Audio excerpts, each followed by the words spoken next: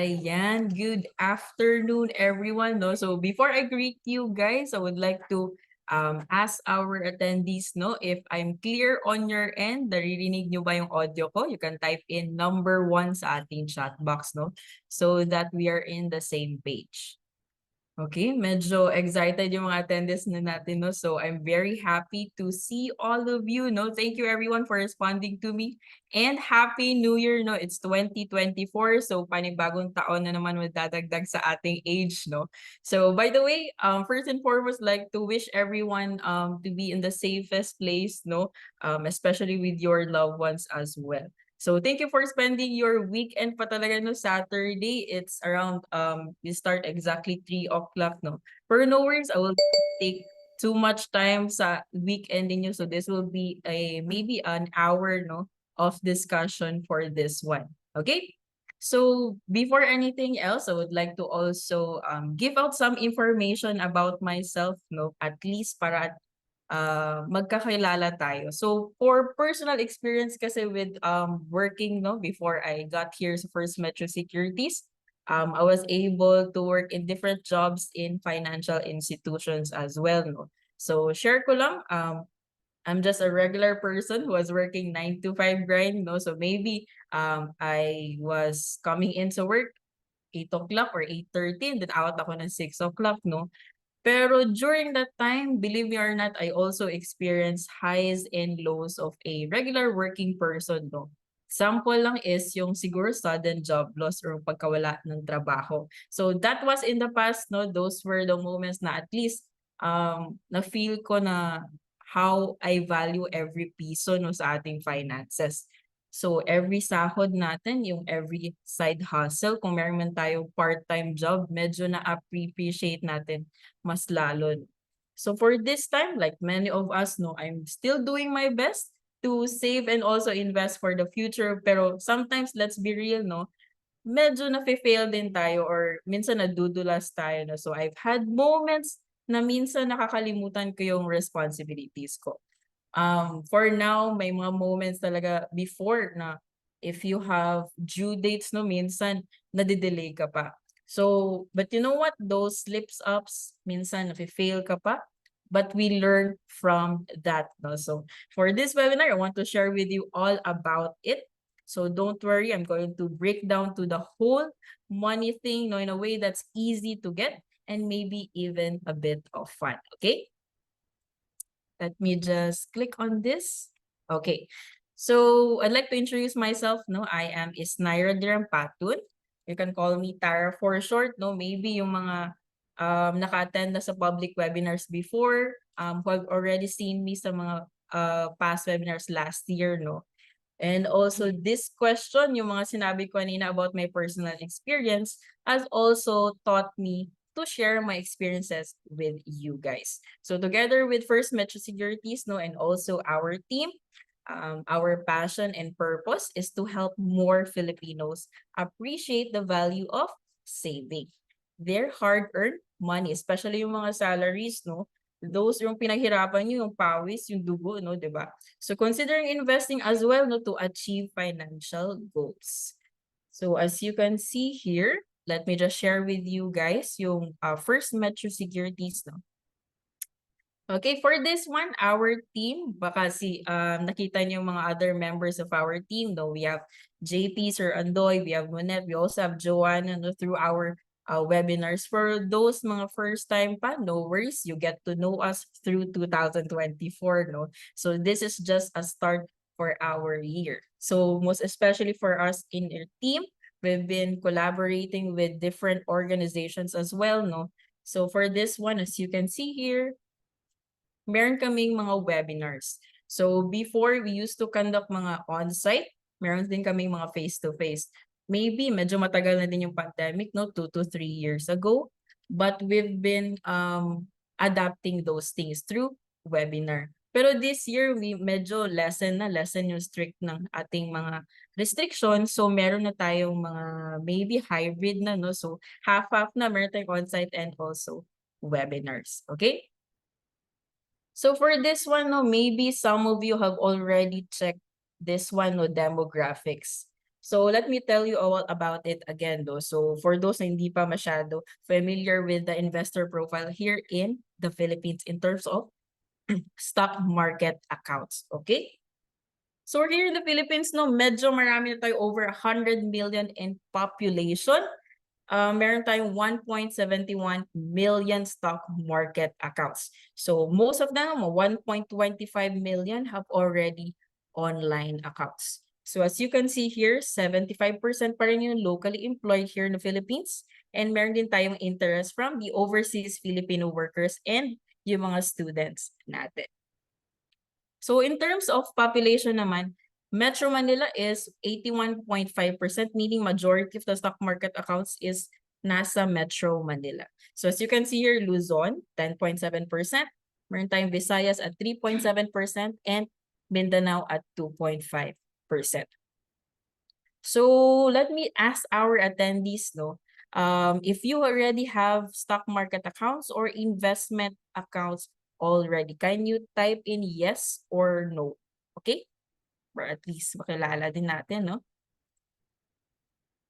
Okay. I saw some of my team members as well here, no? Okay. Ayan, that's good, no? I think most of you answered yes already. No worries sa nag-answer na no, no pressure. This will be a perfect webinar as we'll be discussing more about finances. Okay, thank you everyone. Okay, that's why we here in the Business Development and Market Education team used to conduct and at the same time, we'll been doing, meron nga kaming mga reservations for the 2024, no? Hopefully, we will meet our attendees on the next sessions as well, no? So from here, we've been partnering and also invited by the private, public, and also academic institutions such as Jollibee. We also have Department of Trade and Industry and University of the Philippines. So the following, meron tayong from the regulatories, no, we have the Philippine Stock Exchange as well. We also have our webinar sa aming mga schools, no. Maybe baka meron tayong mga students dito, no. We've been conducting financial literacy, no, for example, portfolio management. Meron din tayong basics of stock trading. At the same time, as you can see here, Filipino times for our overseas Filipino workers as well, okay?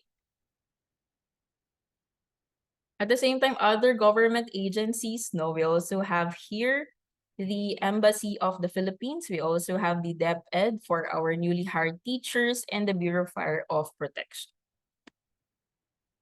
At the same time, we've been leveling up our webinars, no? So usually meron tayong mga gamified sessions, no, mga game nights, meron tayong mga ganyan. So feel free to check out our social media channels, no, kay we usually post yung ating mga sessions just like this. Feel free to attend po kasi meron tayong mga games na usually mga prizes is investment credits, we have merchandise. Nakadepende po siya sa games, no, or dun sa webinar. At the same time, may mga webinars po kami with the FundsMart partners. So, in case meron kayong mga specific FundsMart partner na gusto nyong more to check it out, feel free to attend as well. Okay? Some of our public webinars as well, and our collaborations with other institutions as well. Okay, here in our meaty part of the session, this brings us our special webinar for this afternoon. And also, if you have questions, by the way, for our presentation, feel free to put it sa ating Q&A button, and we will try to answer them sa ating live Q&A portion after the presentation. Okay, so before I start, let me ask our attendees if you are ready to start the presentation. Let me just wait, no? Can you put ready sa ating chat box so that I would know that I would start the webinar, okay? So that we're in the same page, okay? Ayan, thank you, Sir Romel, Miss Clarice, Jennifer, Angelito. That's good, no? I was able to interact with our attendees, no? So Ben naman, no, first public webinar for today, no, nagsuot pa ako ng color green. I think it's the color of the year, right? You can correct me if I'm wrong, but it's green. Okay? Ayan.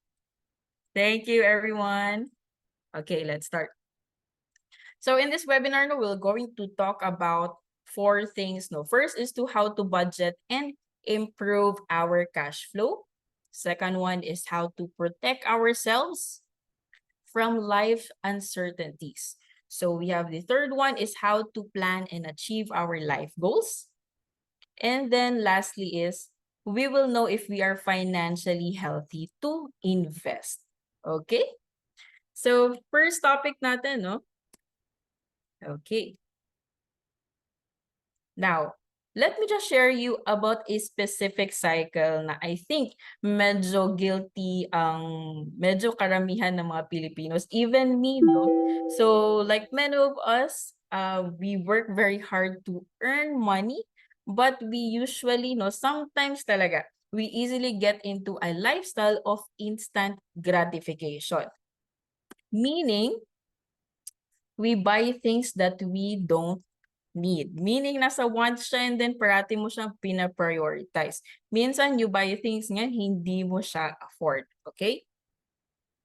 So, sometimes, minsan nakakalimutan natin si Judith, di ba? So, due date ng kuryente, we also have water, and even if you have cars, no, meron tayong mga repairs and maintenance, and even yung mga rentals and iba pa. So, mga responsibilities natin, dapat natin siyang bayaran. So minsan, if we go over our budget or we buy things na hindi natin afford, we live beyond our income. Okay? Minsan, we live our income, meaning wala na tayong savings. So kapag na-short na tayo or even nagkaroon tayo ng emergency or baka worst case, no, ma-hospital tayo, we don't have a choice kundi mag-utang.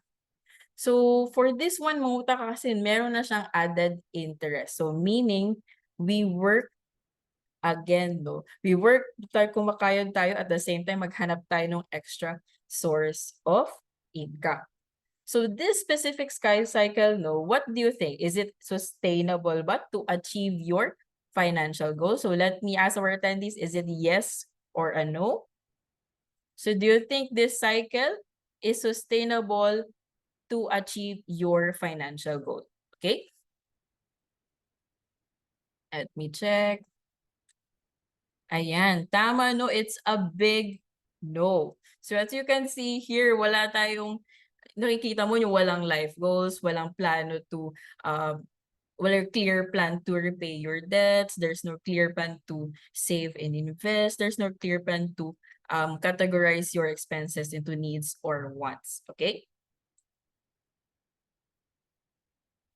So next survey, no, para at least ma-appreciate natin more about consumption and also income and also expenses, no. From Consumer Finance Survey ng Bangko Sentral ng Pilipinas, nakita nila na 61% of adult Filipinos ay magkaparehas lang po ang income and expenses.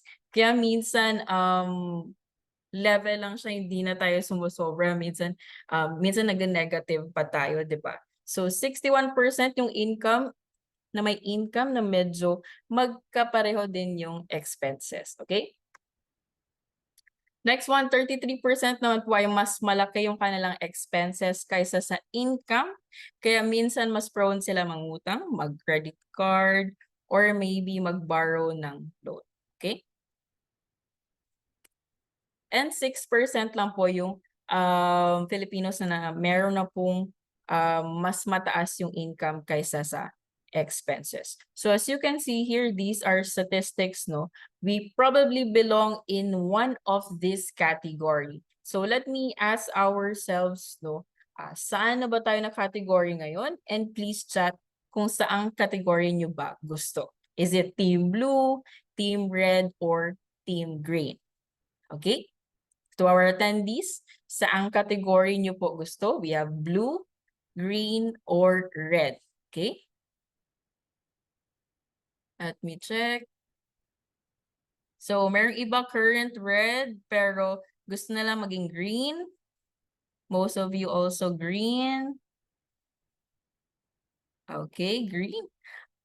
I think wala naman talagang gusto maging red, no? Pero sometimes in real situations kasi minsan mas malaki yung expenses, no? So we are now here in our special webinar to also help you guys improve your personal finances as well and also check your expenses or cash flow. Baka something wrong, we need just to adjust, no? Okay? That's good, no, Team Green as well. For me din, Team Green. Okay? Thank you. Okay. For this one, no, another survey, no, this was done 2018, no, from Manulife. It's all about investor sentiment index, no. So for this one, they asked middle to high income salaried Filipino workers to for at least high school level yung educational attainment and with a personal income of at least 30,000 per month. So for this one, tinanong sila if ano po yung years worth of income ang kailangan nila sa retirement. So 60 years old, okay? Regional average po natin is 12 years. And then Hong Kong is around 15.4 years of worth of income needed at retirement. Taiwan is 19.6, so medyo higher po yung expectation nila. And then Philippines is 2.1%. So remarkably low, no, compared to the regional average of 12. So sa tingin ng mga Pilipinos, no, na 2.1 years of worth of income yung kailangan nila for retirement. So maybe last year, no, marami nangyari last year. Medyo mataas yung bilihin nyo. So tingin nyo kaya 2.1 years of worth of income nyo, sapat na ba yun for your retirement?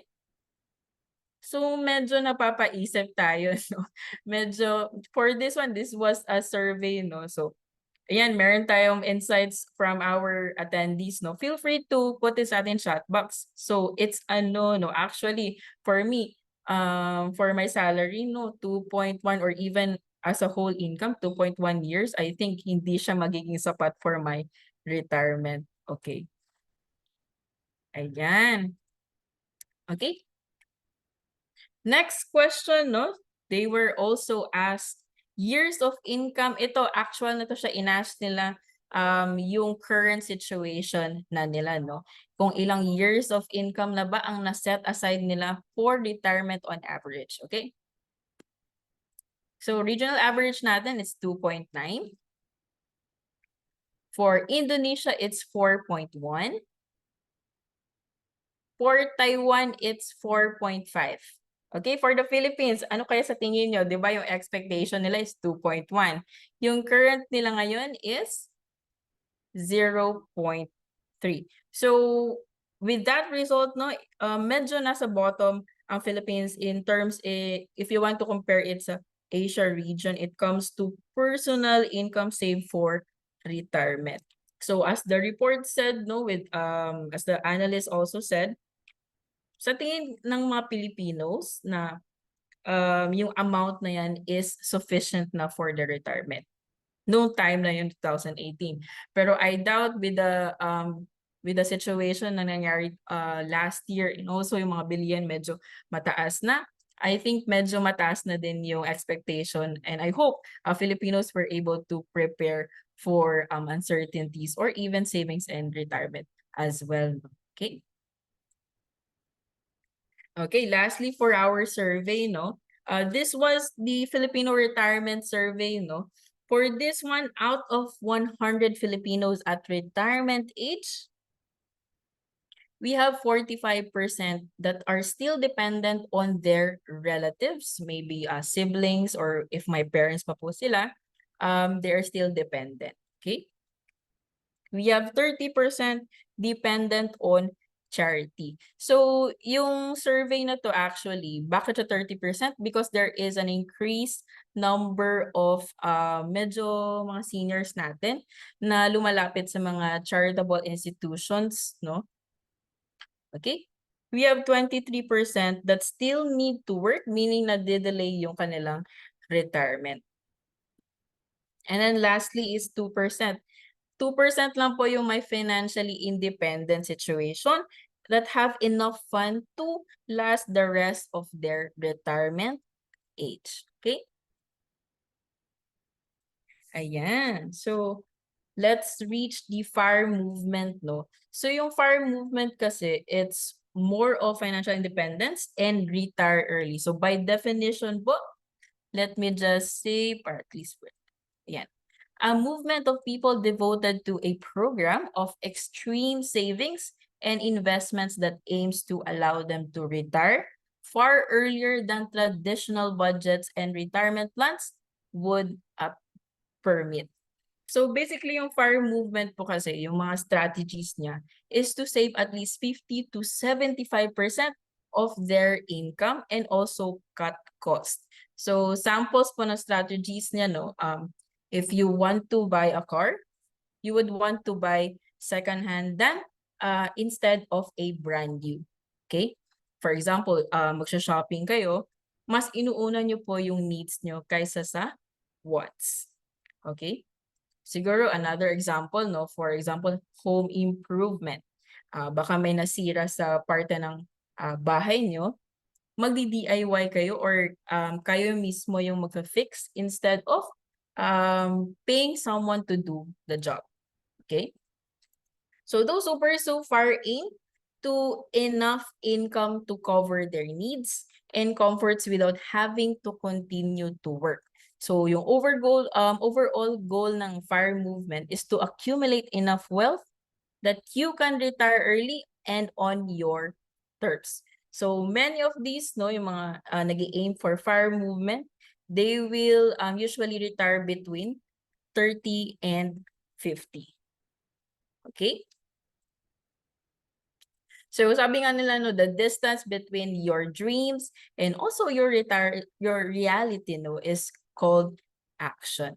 Okay? Ayan. So first step na tayo, no, we have the money management na part. So to achieve financial independence and retire early, we need to follow these steps. So first, no, hanapan muna natin ang paraan to how to better manage our hard-earned money. So we can check our cash flows, yung ins and out ng ating finances. We can also check out, pagplano natin kung anong gagawin sa pera through budgeting. Okay?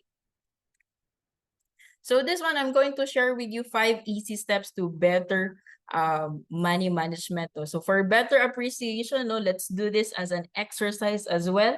So you can also get a piece of paper, ball pen or pencil or any writing material and walk with me through the steps to para at least you get to check your finances as well. Okay? All right, step 1, determine your take-home pay. Okay? So this one is easy lang, no? Medyo madali natin itong gawin. Kasi alam natin yung expected sahod or salary na natatanggap natin regularly. So for example, we have 30,000, no?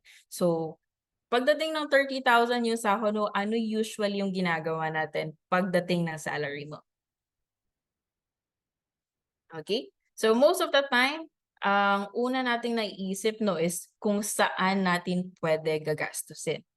So paminsan nga hindi pa natin nare-receive yung sahod, no. For example, you receive your salary on the 15, pero may nakabook ka na Shopee on 10. Okay, no? So medyo advanced yung thinking natin sometimes, no?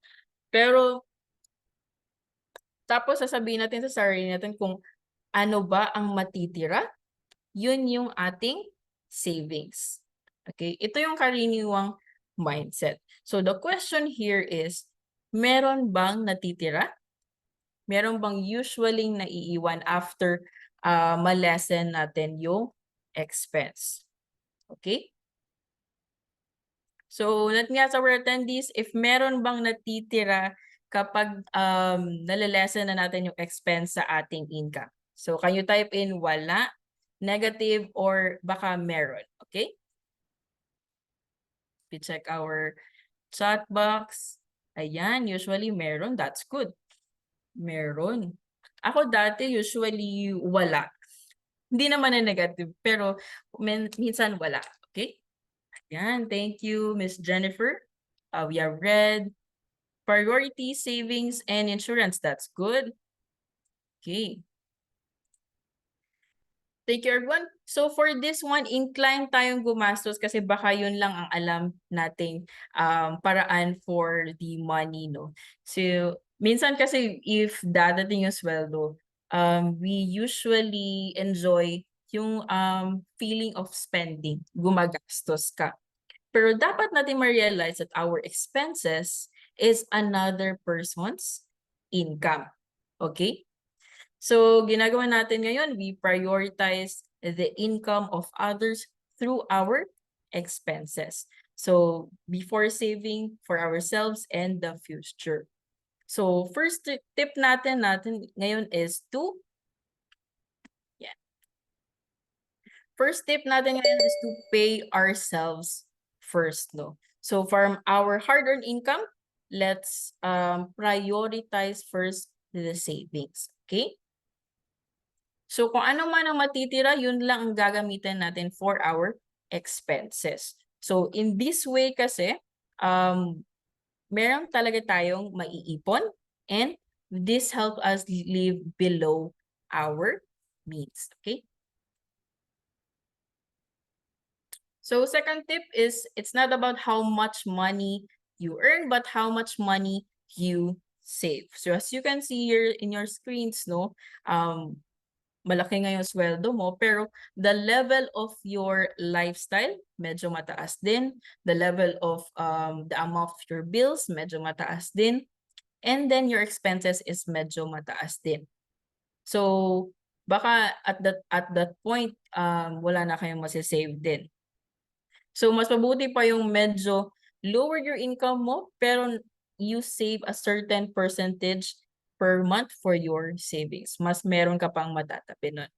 It's all about the discipline of savings, okay?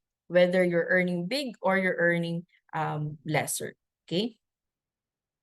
Now the question is, ano yung usually percentage or porsyento ng sahod ang magandang iipon? Okay? Okay, for step 2, no, baka I think nagiging common method na to siya, no? We have 50, 30, and 20 na rule of thumb. So, bago pa dumating ang sahod, pwede na natin pagplanuhan kung ano ang gagawin. So, for this one, suggested allocations po natin is 50% for the needs, 30% for the wants, and 20% for the save and invest. Okay? So, for example, we are earning 30,000 yung take-home pay natin, no? So, save and invest is 6,000. For the needs is 15,000 and the wants is 9,000. So as you can see here, no, yung budgeting natin is telling you your money where to go instead of wondering where it went. So minsan kasi if marami na yung nagagastos natin, hindi maganda yung budgeting natin, minsan napapaisip tayo saan kaya napunta yung 1,000 ko, yung 5,000 ko, or even as small as at least 20 peso, hindi mo pa alam saan siya nagagastos. Okay?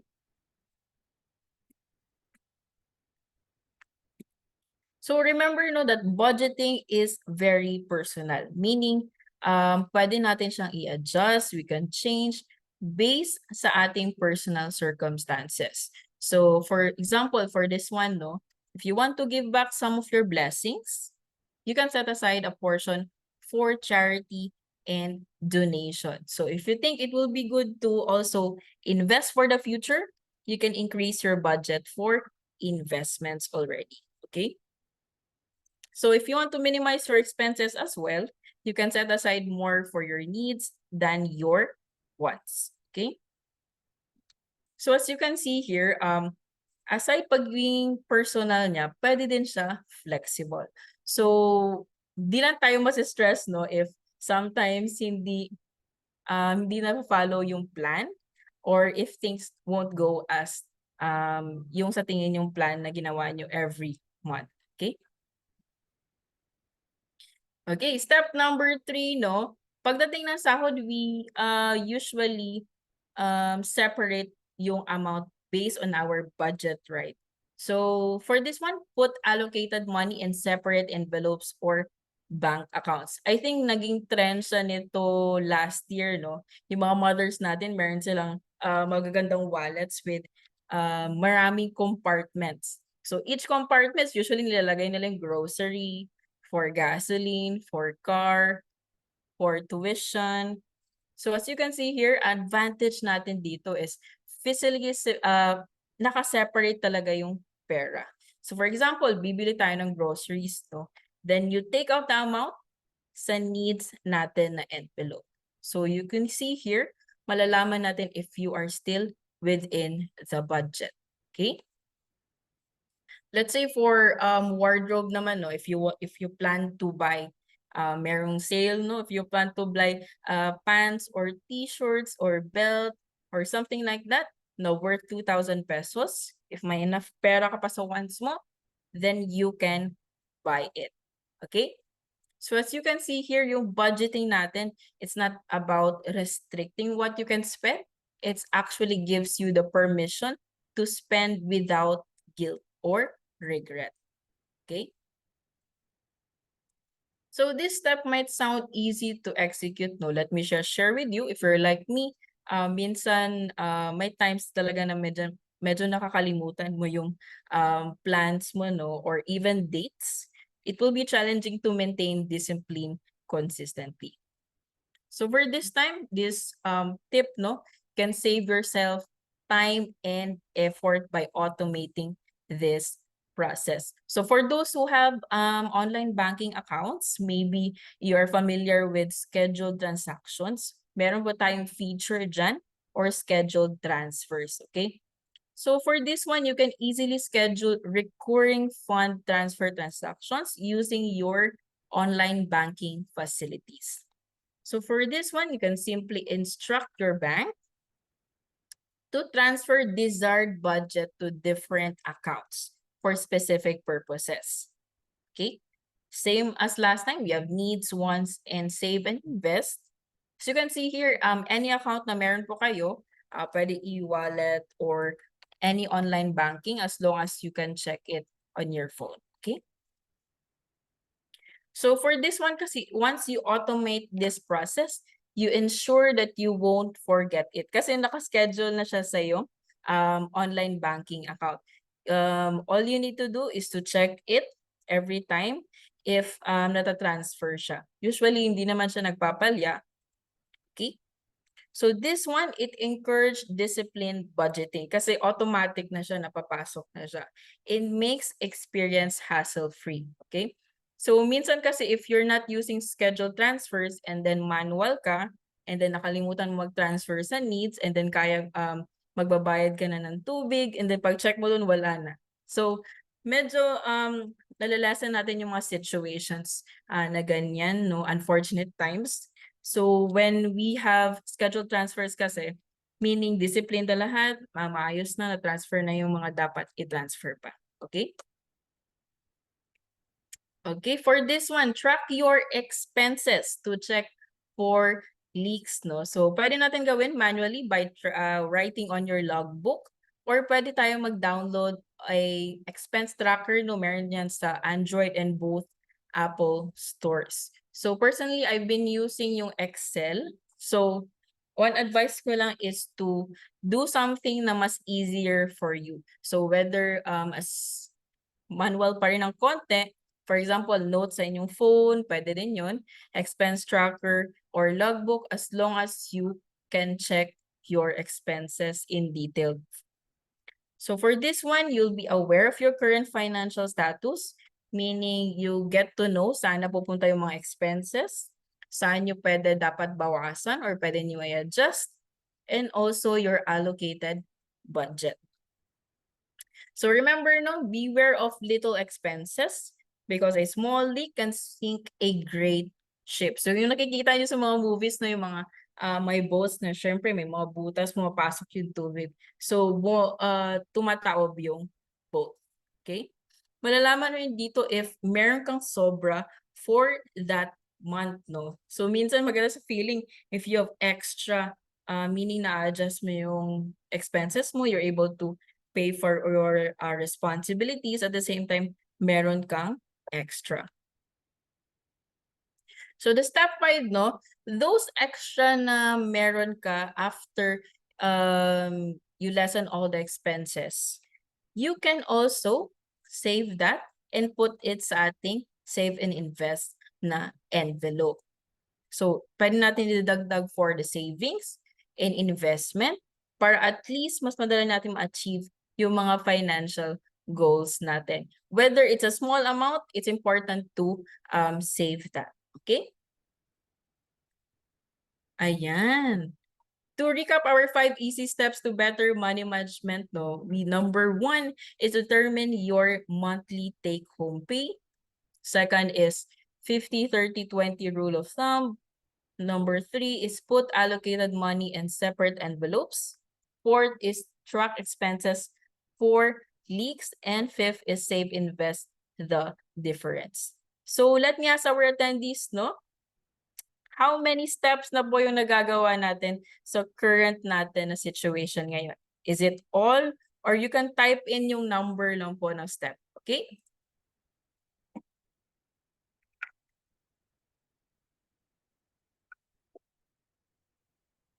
Sa ating attendees, ano na po yung step na nagawa natin?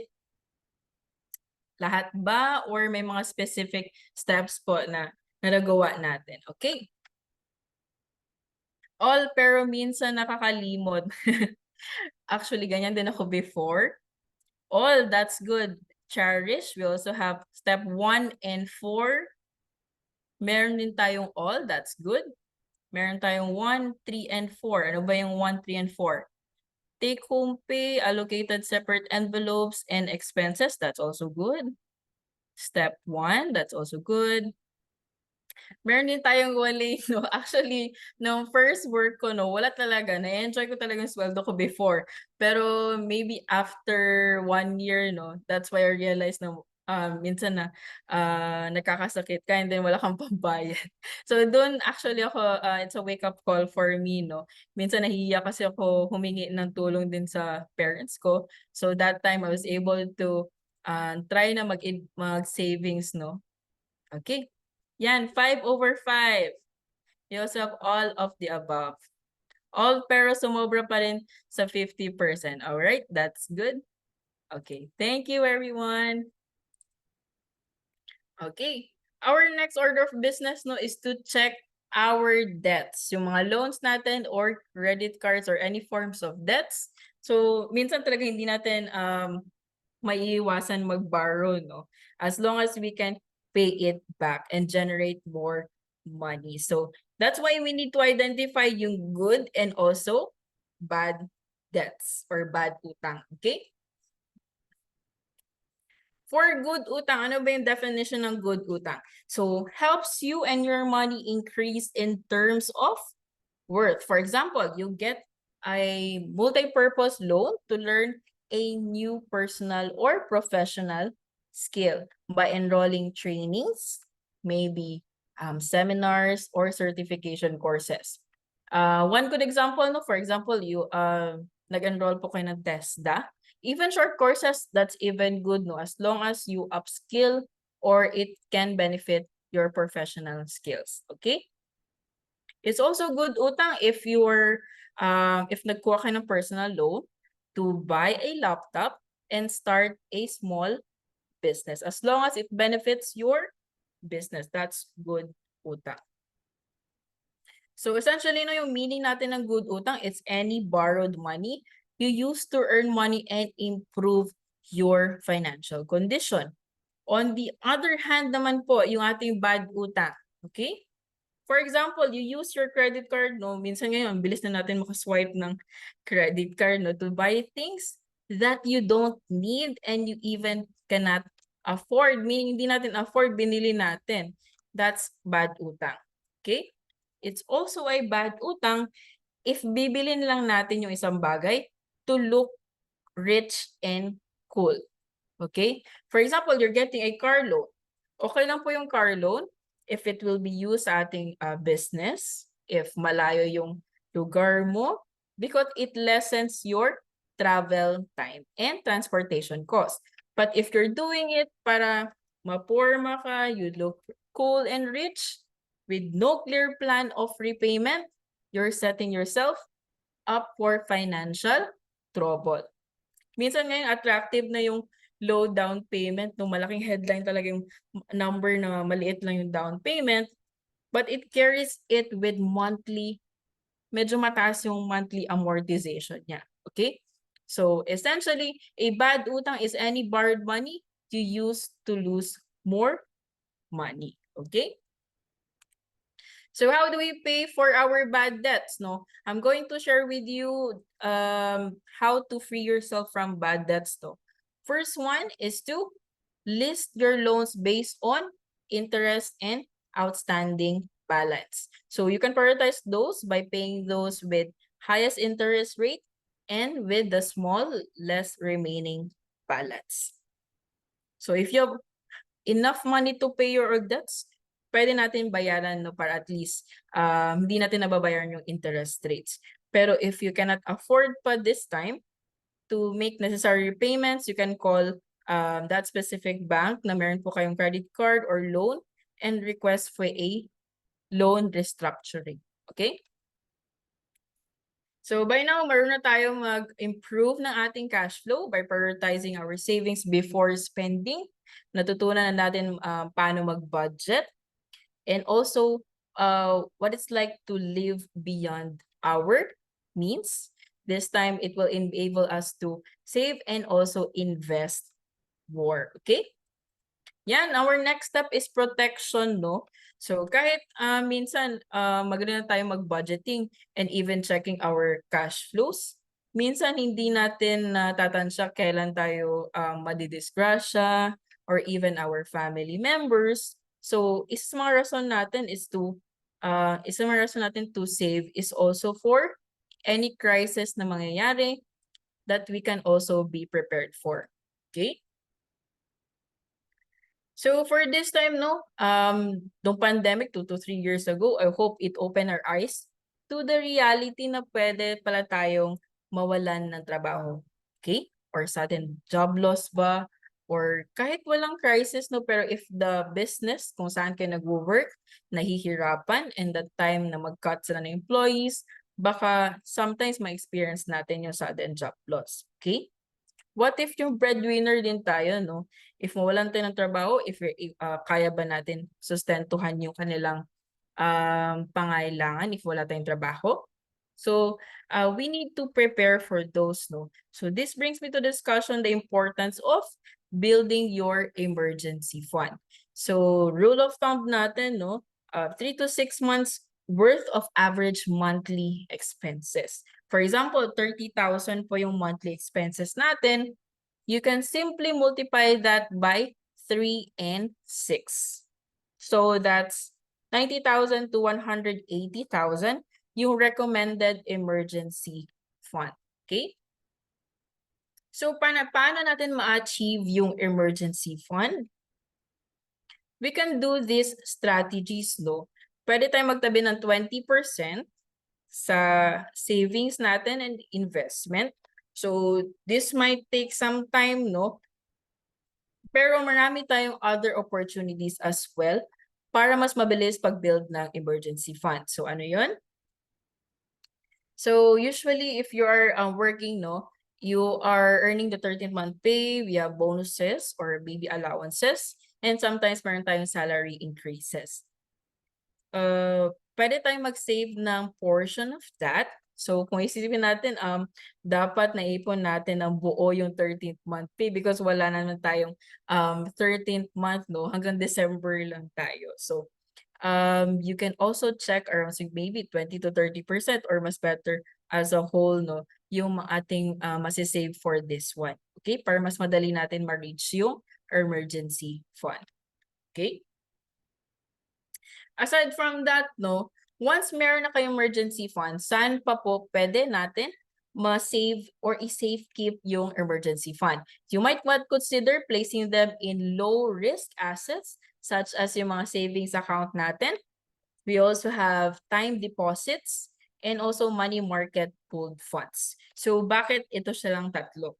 So these are low risk assets that are relatively liquid, meaning mas madali mo siyang makukuha, mas madali mo siyang ma-withdraw, and also less likely to go down in value. Okay? Next one is nagkakasikip, no? So actually ako medyo madali din ako magkasakit. So for this one, rule of thumb natin to start with at least 3 to 4 times worth of your gross annual income. Okay? So let's say your gross annual income is 360,000 pesos, no? You simply multiply that by 3 and 4. So that's 1 to 1.5 million pesos insurance coverage. Okay? So yung mga dependents natin can use this money to pay off our medical and also end-of-life expenses. At the same time, they can also live off the next couple of years with the remaining amount of insurance coverage. So to our attendees, no, quickly, let me ask, please chat if sapat na po ba yung nakuha nating insurance coverage. For those na meron na pong insurance, based on the rule of thumb, sapat na po ba ang inyong insurance coverage na nakuha? Is it yes or no? Okay?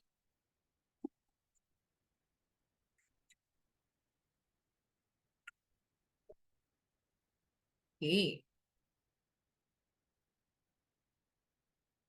Okay, lahat, not yet. Also have not yet, meron ding yes. So no pressure, guys. No, this is just a way to check your finances and also insurance coverage, no, if may kulang pa tayo. Okay, not yet. Ayan, we also have yes. Okay, yeah, okay. Yes, we also have yes. Yeah. Yan, yes. Thank you, everyone, no? So again, rule of thumb, no, 3 to 4 times worth of your gross annual income to start. So one tip natin, no, is to, yan, to get both health and life insurance coverage, no? So this ensures that either you get sick or reach the end of your life, no? You have the money to cover all for the expenses and maybe extra for your dependents to live on. Second is to pay annually to get cheaper premiums but save for it monthly. Kasi meron po tayong insurance, may mga times na that they offer annual payments. So for that one, mas medyo cheaper siya compared to other payment, no? So mga quarterly or monthly. You can ask your agents for that. So you pay it annually, at the same time, monthly, kukunin nyo lang po yung percentage sa inyong budget and then save for it. So once buo na siya at the end of December, you can pay it for monthly basis. For annual na siya. Okay, so yung mga nasa-save nyo for monthly for the annual na payment, you can also put it sa mga low-risk investments or low-risk na accounts, no? So I said earlier, you can put it sa money market pooled fund. Okay, since these are relatively liquid and less volatile. Okay. So however, life is not all about worst case scenarios. No, we have also dreams and visions of ourselves. We have 5, 10 years or 20 years in the future. So if I may ask, no, our attendees, ano po yung financial goals nyo? Simply, meron din tayong at least to have emergency fund for this year. Pwede po yan. Sige nga, let me check our attendees. Ano po yung ating financial goals for the year 2024? Okay?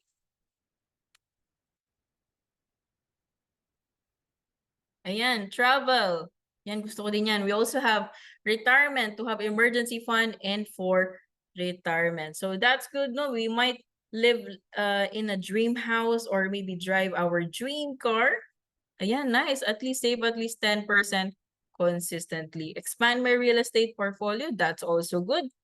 So maybe during this year, no, 2024, you'd like to travel to other countries to enjoy their cultures, no? Yun actually din yung isa sa mga financial goals ko. At the same time, we can also reach yung major milestones, no? For example, getting married, building a family, or even raising kids, no? So to turn this into reality, we need to save up for those goals. Okay? Ayan. For example, gusto natin mag-save up for equity down payment of our home. We have 30-33 home buying rule, no? For example, for this one, 30%, you have to spend no more than 30% of your gross income on a monthly mortgage payments. So, bakit 30%? Because yung remaining is dapat for your basic needs with the remaining money. So another 30% is to have at least the full value saved up in cash or semi-liquid assets. So for that 30% cash down payment, 20% po doon is yung down payment. And 10% is for the healthy buffer naman po in case you run into financial trouble. And then lastly, 3 times gross annual income. Saan po ito? Is you limit the value of your target home no more than the 3 times your annual household gross income. Okay? So if we have a budget of 360,000 pesos, no, and mag-iipon tayo ng 3 years or 36 months, when we divide our budget, when saving period, we'll need to have at least 10 pesos every month. Okay? So after saving for 3 years, meron na kayong 360,000, no? Then you contact your real estate broker, you realize it's now cost you 410 pesos. So medyo nahihirapan tayo bakit naging 410 pesos, okay? The culprit behind this is the inflation po. So ito yung pagtaas ng presyo ng mga services and products causing our purchasing power to weaken or go down habang nabibili natin for the same amount of money. Okay? For better appreciation, no, here's the inflation in action para at least medyo ma-understand natin. For 2010, no, the value for 500 pesos, pwede tayo makakabili ng ilang kilos of rice, no? Maybe 15 to 20 kilos of rice. And then 2020, you were able to purchase maybe 10 kilos na lang at the price of 50 pesos per kilo. And then fast forward 2030, no? Medyo baka 1 cup of rice or even baka we can tell for sure if makakabili pa tayong rice. But likely, mas maliit na lang ang mabibili natin na rice by then. So, do you feel it makes sense if we don't grow our hard-earned money to beat inflation? The answer is no. So with this realization, I'd like to complete my key message, no? It's not about how much money you earn, but how much money you save and how you make it grow, okay? So by now, no, medyo we know about the money management, the protection. We will talk about more about investing na. So nasa tutok na tayo ng triangle, no? So the first one is to check out different investment asset classes, no? So for money market, we have the treasury bills and time deposits. For the bond, we have the fixed income, government and corporate bonds, no? As you can see here. We also have equity securities, current time stocks, real estate investment trust, and ETFs. So for this one, we will discuss in medyo quick overview lang, no? Maybe in the future public webinars natin, we will talk about more about investment. So just for quick overview lang, let's compare money market and fixed income and also equities. So as you go further to the right, no, the risk involves increases. So meaning, mas riskier po yung equities kaysa sa fixed income. And then fixed income are riskier than money market. Okay? If you comfortable in taking more risk, no, and also the potential return also increases for the money market investments such as time deposits, And a good amount of money can also get around 1.25% interest per annum. Okay. For fixed income investments, such as government retail, Treasury Bond 29 had a 6.125% interest rate and 5.5 maturity period. Okay? For equity investments naman, it's like hindi siya parang deposits in bonds that have fixed rate of returns, but historically ending in 2021, the 20-year compound annual growth rate of PSEI is around 9.45%. So recalling, no, the most common reason why people invest is to beat inflation and grow their money. So when we look at these returns, it seems like only fixed income or bonds and also equities were able to beat inflation. So does this mean we won't put any of our money in money market? I think hindi. So it's also good to I beg to differ, no, it's also good to consider your risk appetite and potential returns, no. But we also should take into account our time horizon when investing. Okay? For example, our emergency fund, no, can also protect our finances from unexpected expenses. So hindi natin alam kailan yung emergency mangyayari. So it might not be best to put it in equities since yung performance niya nagpa-fluctuate. Okay? You might also put yourself in position, baka for equities, magbebenta kayo even at loss because you need the money already. So for short-term kasi, short-term financial goals, okay. For short-term financial goals, it might be best to put it in money market investments. So I said earlier, these are relatively low risk and liquid assets. So we forego for higher potential returns for the protection and accessibility of our money. Pero for our medium and long-term financial goals, we also need to build our growth fund, which can be a mix between fixed income and also equities. But now you probably appreciate, no, and see the value of investing already. Okay, no? So, but before investing, no, let's assess muna kung financially healthy na ba tayo to take the next step. I've also prepared here a short lang po in the financial self-assessment to check if we're ready to consider investing. So these are 6 questions lang po that we'd like you to answer. So bibigyan ko kayo ng 30 seconds, no, to get a paper, yung ginamit nyo kanina, and also pencil or any writing material that you can use for this assessment. Okay? These are 6 questions lang po. Please do note nyo lang po sa inyong papers. Okay? Ayan. Wait natin 30 seconds. Okay. Ayan. Okay. 5 seconds more. But at least sabay tayo. Ayan. Okay. So these are 6 questions lang po. Please do lagay lang po natin sa paper yung mga answers natin. Okay? Ayan. First question.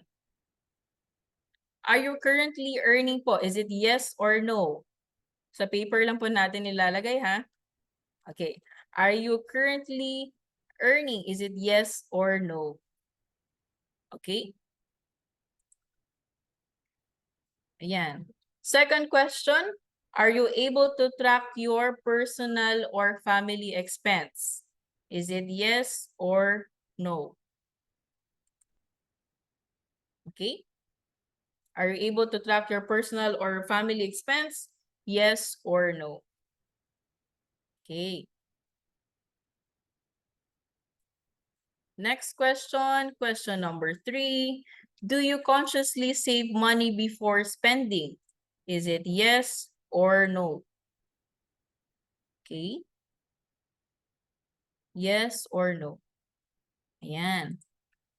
Question number 4. How much money have you been able to save in terms of worth of personal expenses. For example, expense nyo is 30,000. So, per month, no? So, ilang months na po yung na-save ninyo? Okay? You have A, B, C, or D. A is less than a month, B is 1 to 3 months, C is 3 to 6 months, and D is more than 6 months. Okay? Yan. Approaching number 5. Do you have insurance or are you paying for insurance? Is it a yes or no? Okay. Ayan, I like our attendees, no? Kahit walang writing material, but they were able to maximize the chat box, no? Okay? Ayan, last question na natin, no? Have you started thinking about investing for the future? Is it yes or no?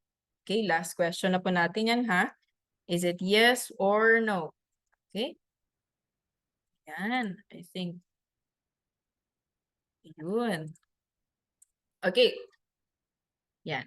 Now, meron na tayong 6 answers, no? Written down or maybe taken note of to check our financial health status. Bigyan natin ng scores yung mga answers nyo to make sense of that number, okay?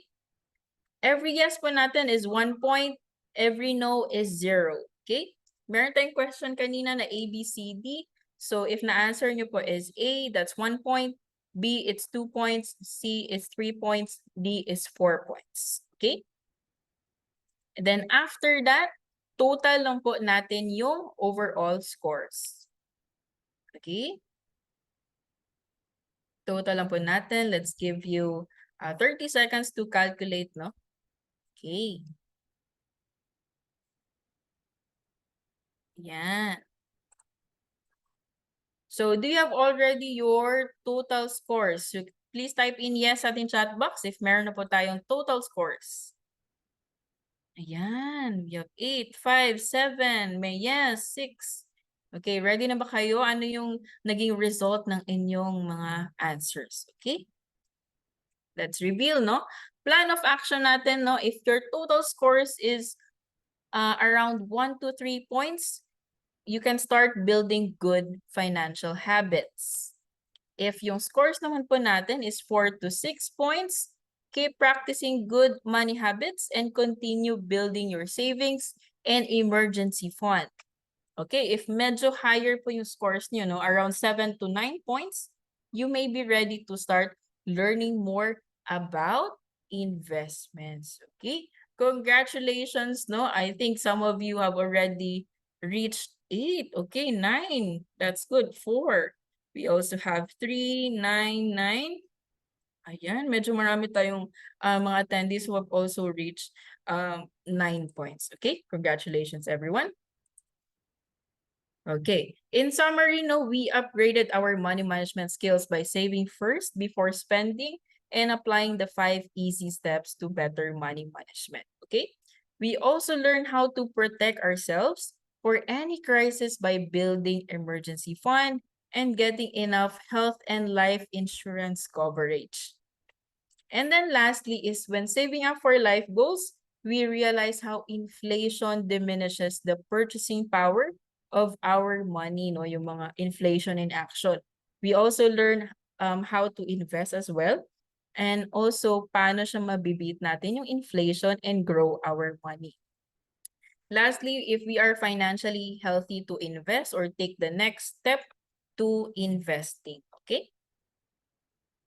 Ayan. So, but before we move on sa ating live Q&A, no, I'd like to share some opportunities from First Metro Securities, no. You can also invite us for a free and exclusive tailor-made gamified learning programs or briefing for your companies, schools, organization, or even clients, no. Just email us at marketeducation@firstmetrosec.com.ph. Okay?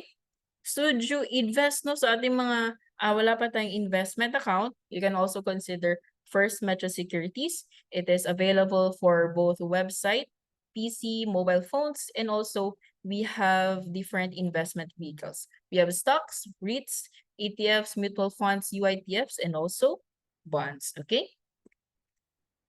At this time, we're also proud to be recognized with these award-giving bodies from Global Economics Awards. We also have the Global Finance as the most innovative online broker, best stock brokerage house. We also have the best online trading platform and most innovative brokerage house. Okay.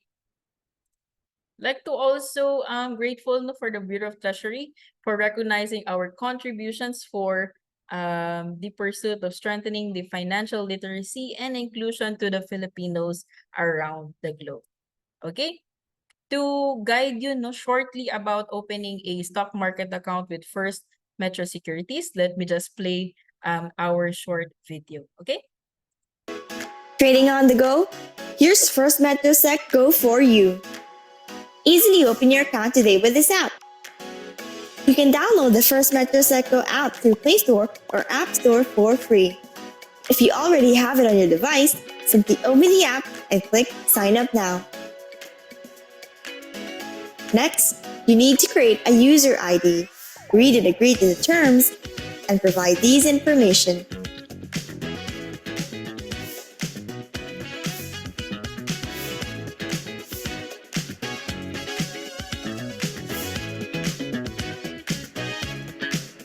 Once you're done, click the link on the email verification sent.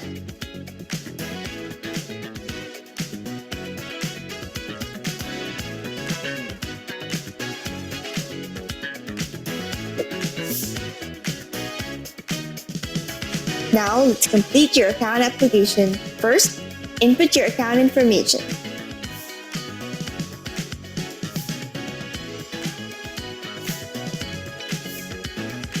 Then, provide your user information.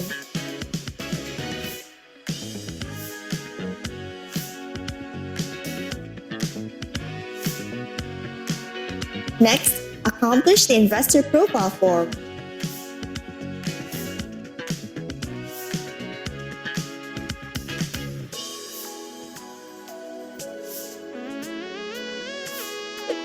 Almost there! Read and agree to the terms and conditions. Then click Agree. You will then receive your reference number through the app. Don't forget to save this number because you will need it for your initial deposit. Next, upload or take a photo of these requirements. 1 valid ID, 3 signatures on a piece of white paper, proof of address, and proof of bank account. If you're self-employed, there are additional requirements. Now let's fund your account. You can make your initial deposit through bills payment, online fund transfer, over-the-counter deposit, or remittance. The minimum 5,000 pesos or 100 US dollars can be used to invest in stocks, funds, and bonds. There is no maintaining balance required. Next, you will need to verify your identity. Simply take a photo of your ID and take a selfie. We're all set. An email confirmation will be sent to you in 2 to 3 business days. Happy trading! For more information, visit our help center at help.firstmetrosec.com.ph. All the options and convenience within your reach through International Finance's best online broker and best online trading platform for 4 years in a row. With FirstMetroSec, it's your future first.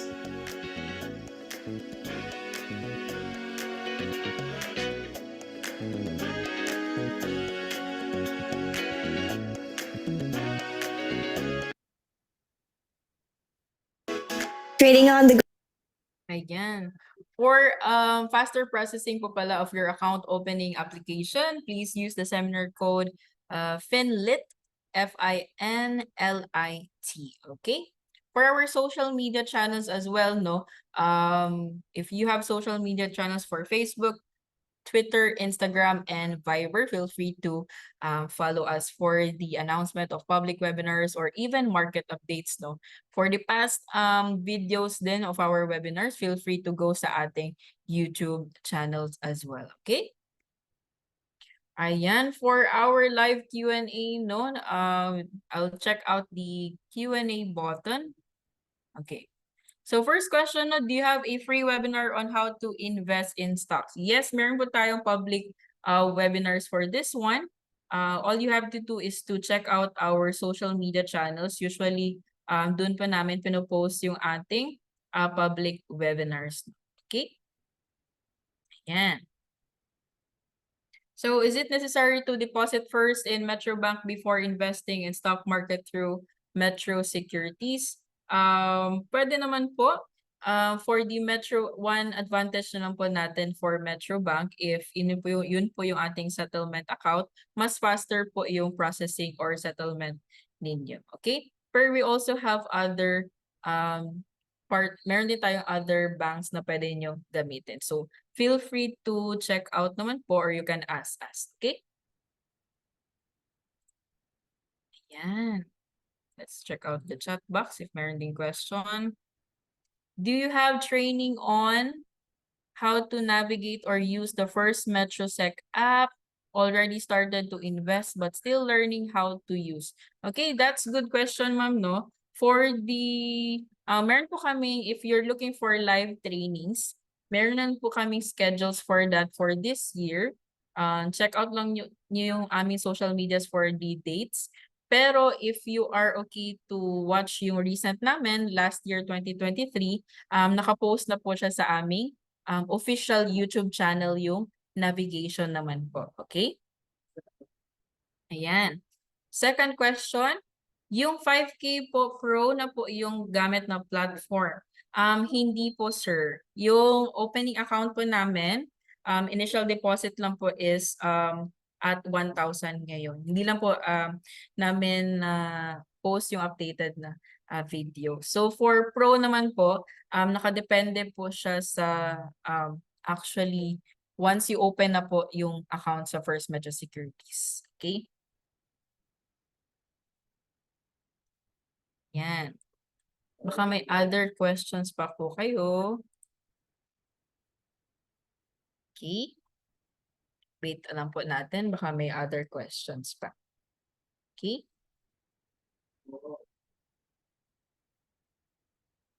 Ayan.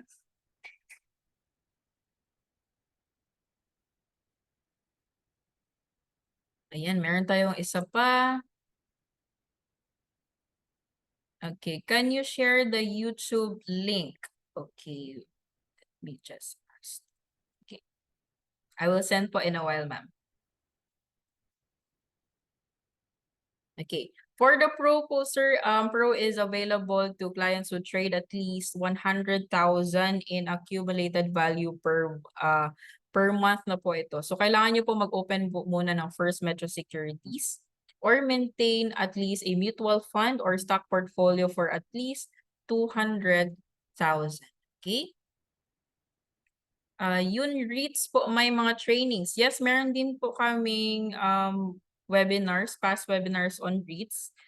You can check out sa ating YouTube. For the future webinars, check na lang po natin sa social media kasi magpo-post pa po kami sa future webinars po namin. Okay?